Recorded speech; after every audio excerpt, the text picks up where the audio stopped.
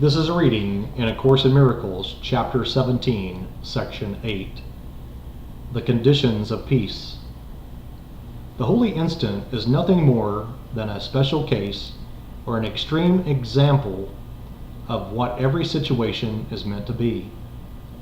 The meaning that the Holy Spirit's purpose has given it is also given to every situation. It calls forth just the same suspension of faithlessness withheld and left unused, that faith might answer to the call of truth. The holy instant is the shining example, the clear and unequivocal demonstration of the meaning of every relationship and every situation seen as a whole. Faith has accepted every aspect of the situation, and faithlessness has not forced any exclusion on it. It is a situation of perfect peace simply because you have let it be what it is. This simple courtesy is all the Holy Spirit asks of you. Let truth be what it is. Do not intrude upon it. Do not attack it. Do not interrupt its coming. Let it encompass every situation and bring you peace. Not even faith is asked of you, for truth asks nothing. Let it enter, and it will call forth and secure for you the faith you need for peace. But rise not you not against it, for against your opposition it cannot come. Would you not want to make a holy instant of every situation? For such is a gift of faith, freely given whenever faithlessness is laid aside, unused. And then the power of the Holy Spirit's purpose is free to use instead. This power instantly transforms all situations into one sure and continuous means for establishing His purpose and demonstrating its reality. What has been demonstrated has called for faith and has been given it. Now it becomes a fact from which faith can no longer be withheld. The strain of refusing faith to truth is enormous and far greater than you realize. But to answer truth with faith entails no strain at all.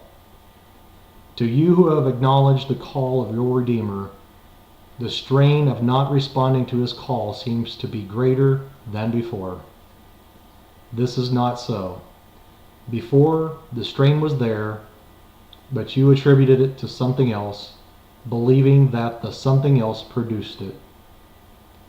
This was never true. For what the something else produced was sorrow and depression, sickness and pain, darkness and dim imagings of terror, cold fantasies of fear and fiery dreams of hell. And it was nothing but the intolerable strain of refusing to give faith to truth and see its evident reality.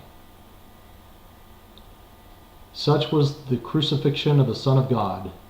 His faithlessness did this to Him.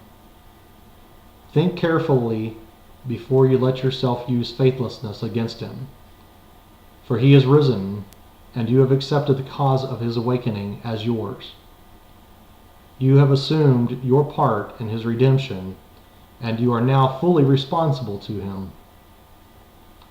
Fail Him not now, for it has been given you to realize what your lack of faith in Him must mean to you. His salvation is your only purpose. See only this in every situation, and it will be a means for bringing only this. When you accepted truth as the goal for your relationship, you became a giver of peace as surely as your Father gave peace to you. For the goal of peace cannot be accepted apart from its conditions, and you had faith in it, for no one accepts what he does not believe is real.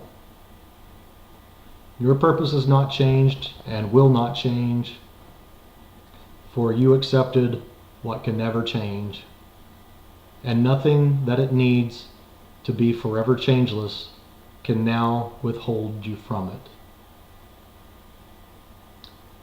Your release is certain. Give as you have received, and demonstrate that you have risen far beyond any situation that could hold you back and keep you separate from Him whose call you answered. That is the end of the reading of A Course in Miracles, Chapter 17, Section 8.